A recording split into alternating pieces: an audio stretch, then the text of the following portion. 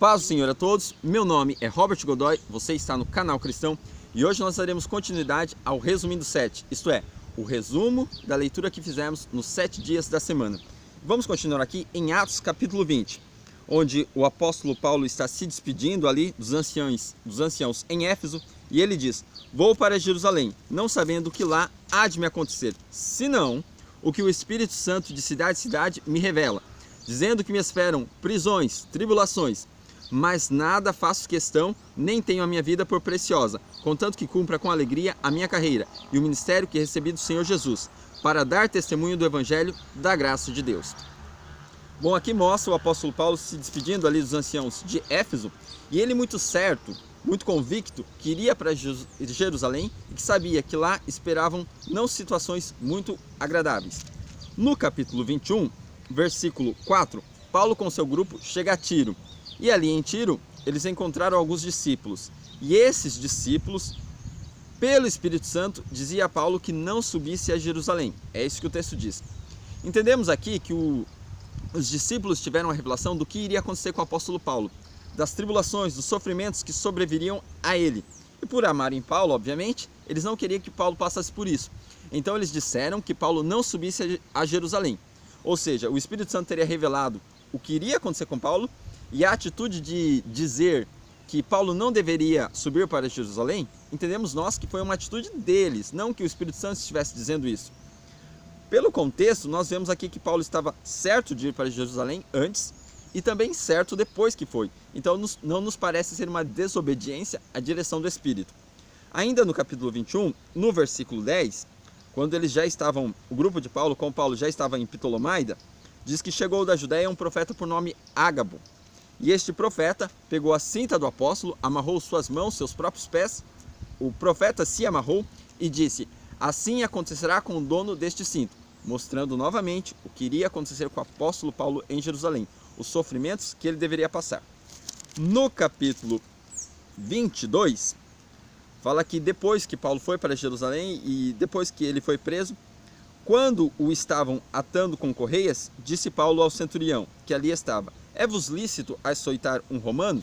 Isto é, porque o tribuno havia mandado que o centurião açoitasse o apóstolo Paulo. Mas eles não poderiam fazer isso porque Paulo era romano.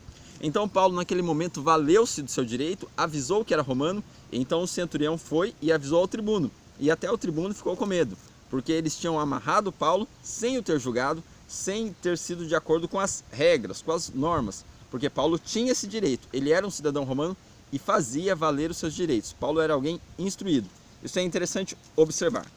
No capítulo 23, diz assim: e na noite seguinte, apresentando-se-lhe o Senhor, disse: Paulo, tem ânimo, porque como de mim testificasses em Jerusalém, assim importa que testifiques também em Roma. Ou seja, o Senhor apareceu para Paulo e falou: assim como você fez em Jerusalém, importa que você faça em Roma, dando-nos a entender que Paulo estava debaixo, seguindo a direção de Deus.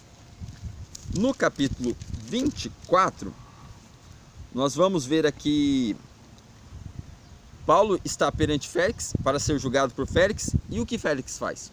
Félix chama Paulo, ouve a sua defesa, ouve o que Paulo tem a dizer e manda Paulo de novo para a prisão. Chama de novo, manda de novo, chama de novo, manda de novo. Por quê? Diz aqui o versículo 26, esperando ao mesmo tempo que Paulo lhe desse dinheiro, para que o soltasse, pelo que muitas vezes o mandava chamar e falava com ele. Embora Félix, na verdade, viu ali que Paulo era inocente, Félix não soltou a Paulo, mas Félix chamava Paulo e mandava de novo para a prisão, chamava Paulo e mandava para a prisão, esperando que Paulo tivesse a iniciativa de o subornar, porque ele queria dinheiro. No capítulo 25, aí sim, Félix vai ser sucedido, teve por sucessor a Pórcio Festo. E os judeus falaram com Festo para que julgasse Paulo em Jerusalém, porque os judeus planejavam matar o apóstolo Paulo, armar ali uma cilada, uma armadilha. E Festo, querendo agradar aos judeus, perguntou para Paulo se Paulo não queria ser julgado por ele em Jerusalém. Mas Paulo, que não era nada bobo, muito provavelmente já desconfiava que estavam armando uma cilada, disse aqui no versículo 11: se fiz algum agravo ou cometi alguma coisa digna de morte, não recuso morrer. Mas se nada há das coisas que estes me acusam, ninguém me pode entregar a eles. Apelo para César. Novamente o apóstolo Paulo se valendo do seu direito. Ele era romano e tinha o direito de ser julgado por Augusto César. E é isso que ele faz.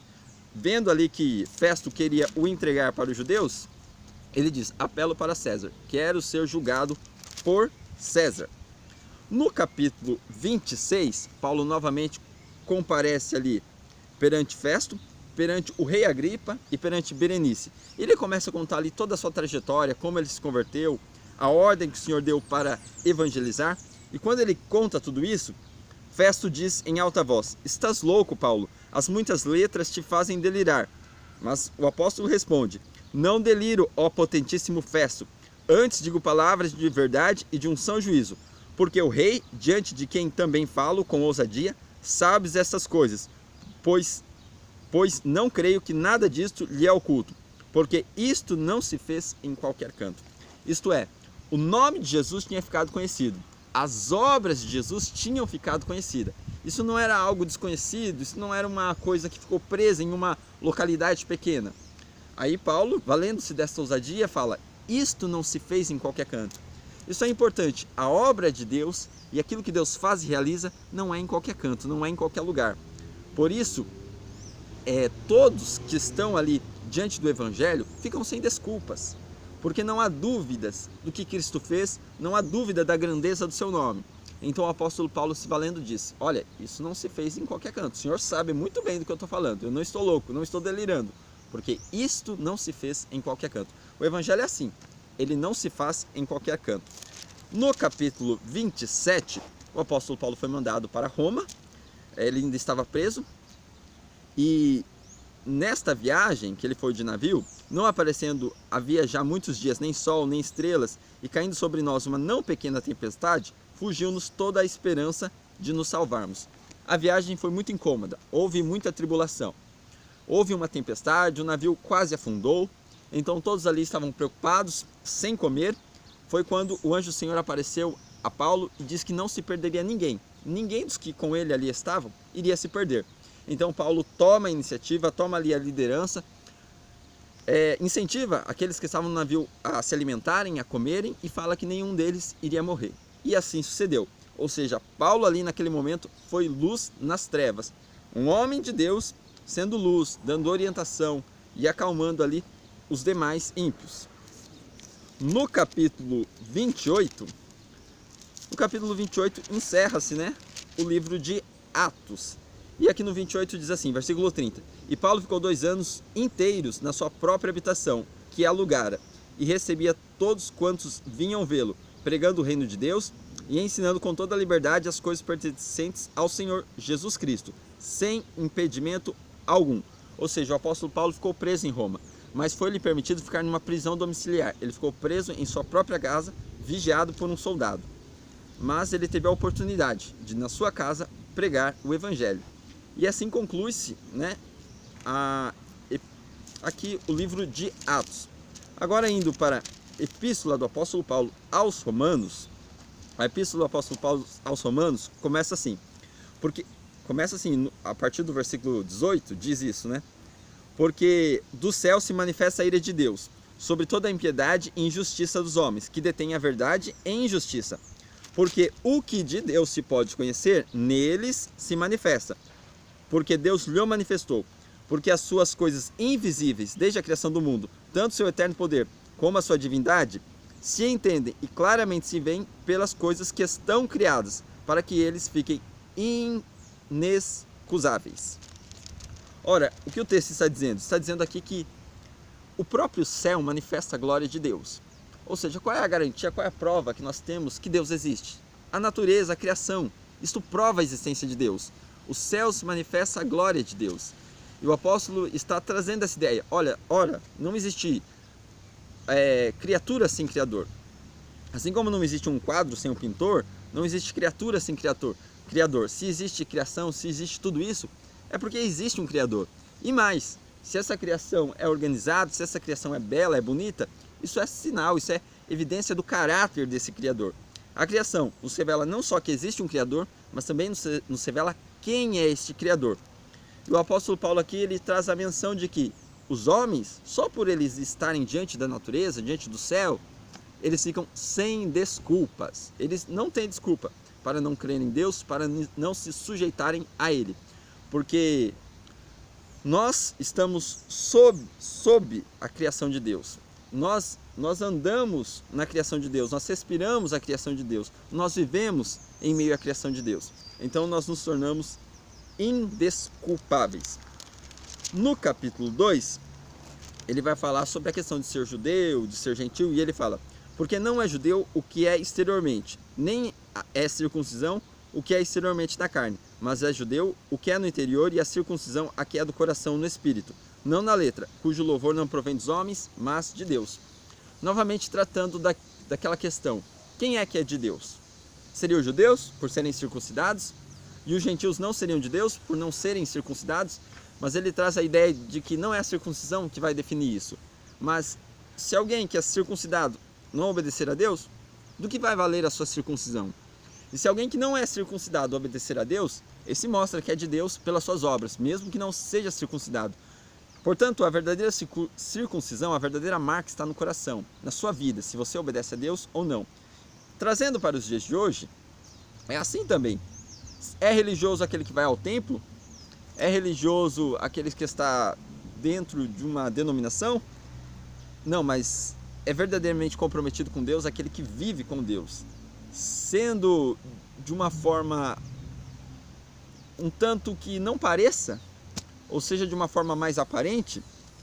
O que vai revelar se uma pessoa tem compromisso com Deus é o que na prática ela faz, e não aquilo que é aparente. É essa a tratativa que o apóstolo Paulo está nos dando aqui. No capítulo 3, vai falar que tem um versículo muito interessante, versículo 23, porque todos pecaram e destituídos estão da glória de Deus, sendo justificados gratuitamente pela redenção, pela sua graça e pela redenção que há em Cristo Jesus. Ou seja, trazendo a ideia que todo homem pecou, não há um homem santo, não há um homem justo, todos pecaram e estão destituídos, ou seja, estão sem a graça de Deus. Todos pecados e destituídos estão não da graça, mas da glória de Deus. Estão sem a glória de Deus. Mas pela graça eles podem ser salvos, mas pela redenção que há no nome de Jesus Cristo. No capítulo 4, vai falar assim, versículo 4: ora, aquele que faz qualquer obra, não lhe é imputado o galardão segundo a graça, mas segundo a dívida. Nós somos salvos pela graça, e aquele que faz obra, não é imputado o galardão segundo a graça, mas segundo a dívida. Mostrando aqui que a salvação não é pelas obras, mas a salvação é pela graça, ou seja, pela fé. Você tem que crer, se apropriar de salvação, porque a salvação é pela graça. No capítulo 5, vai falar aqui: portanto, como por um homem entrou o pecado no mundo, e pelo pecado a morte, assim também a morte passou a todos os homens, por isso que todos pecaram. Olha aí que interessante. Todos pecaram, porque por um homem entrou o pecado no mundo. Que homem é esse? Adão.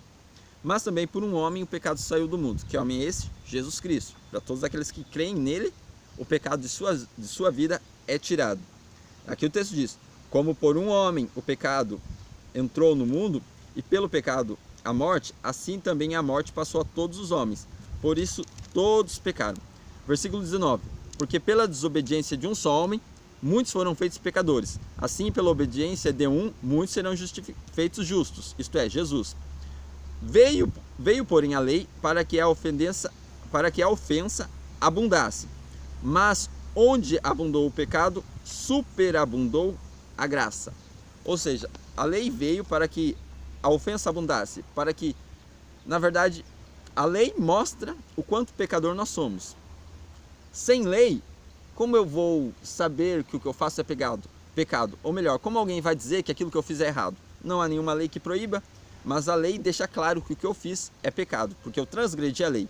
E pela lei mostrou-se o quão pecador o homem era. Pela lei o pecado abundou, mas onde abundou o pecado, superabundou a graça. Veio Jesus, deu sua vida por nós, e onde abundou o pecado, superabundou a graça. No capítulo 6, fala aqui, versículo 23, porque o salário do pecado é a morte, mas o dom gratuito de Deus, de graça, é a vida, por Cristo Jesus, nosso Senhor. O salário do pecado, a consequência natural do pecado é a morte, mas o dom gratuito de Deus é a vida eterna.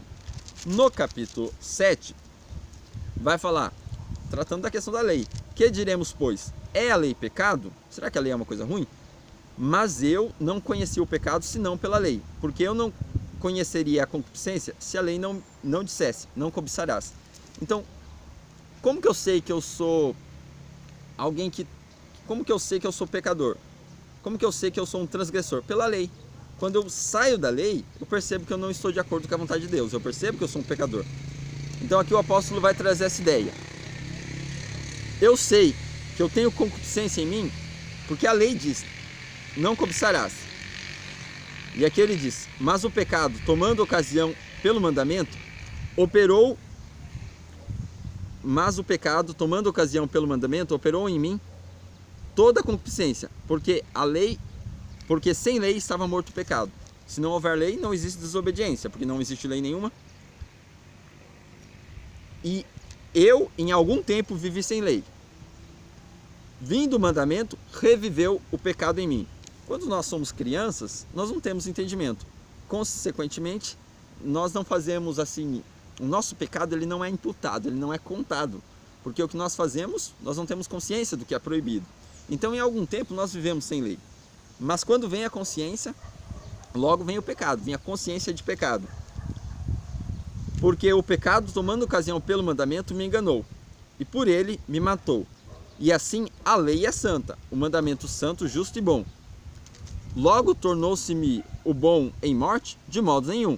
Mas o pecado, para que se mostrasse pecado, operou em mim a morte, pelo bem, a fim de que, pelo mandamento, o pecado se fizesse excessivamente maligno. Ou seja, é o mandamento que mostra o quanto pecador nós somos. Porque bem sabemos que a lei é espiritual, mas eu sou carnal, vendido sob o pecado. Isto é, a lei é boa, mas eu não consigo obedecer a lei. Então a lei prova e me mostra o quanto eu sou ruim.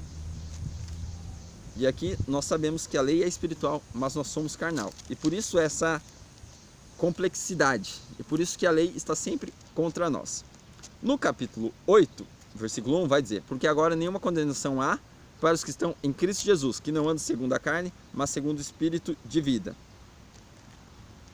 Porque a lei do Espírito de vida em Cristo Jesus me livrou da lei do pecado e da morte. Ou seja, em Cristo nós temos a redenção.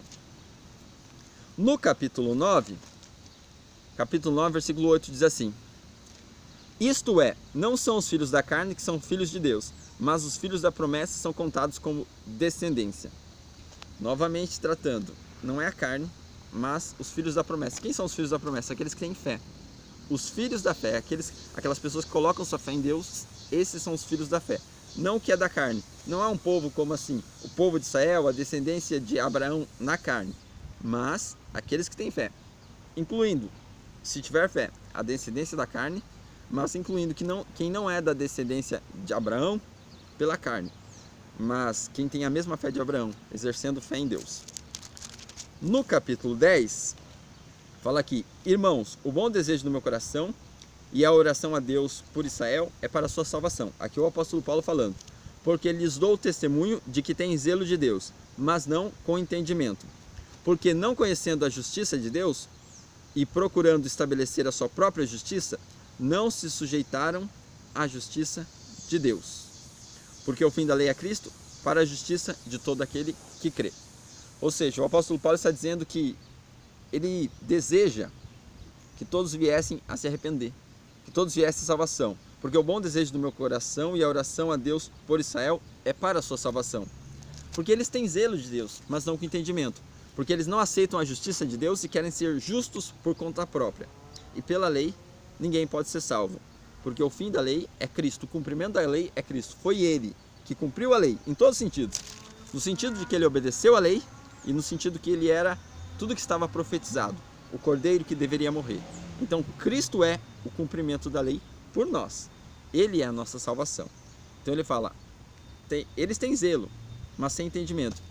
Tem muita gente aí fazendo rituais, tem muita gente aí praticando obras, tem um certo zelo, mas não tem um entendimento. É preciso que eles conheçam a verdade, e conhecereis a verdade, e a verdade vos libertará. A salvação é pela graça. Então é isso que falta muitos muitos precisam entender. No capítulo 11, versículo 22, diz assim: considerai, pois, a bondade e a severidade de Deus. Para com os que caíram, severidade, mas para contigo, benignidade, se permaneceres na sua benignidade. De outra maneira, também tu serás cortado. E também eles, se não permanecerem na incredulidade, serão enxertados, porque poderoso é Deus para os tornar a enxertar. Aqui o apóstolo Paulo está falando do povo que foi cortado, os que não creram, os judeus que não creram, e do povo que foi enxertado, os gentios. Os gentios creram em Deus e por isso foram enxertados. Agora, a questão é, todo aquele que está cortado pode ser enxertado, se ele crê. E todo aquele que está enxertado pode ser cortado, se duvidar, se não permanecer no caminho. Então aqui olha, considera, pois, a bondade, mas também a severidade, porque todo aquele que está pode ser tirado. Então, de maneira que nós temos que vigiar a nossa caminhada, temos que estar olhando para Deus e caminhando com Deus, mostrando que Deus, Ele considera o que estamos fazendo. Não apenas uma coisa que fizemos, mas o que estamos fazendo.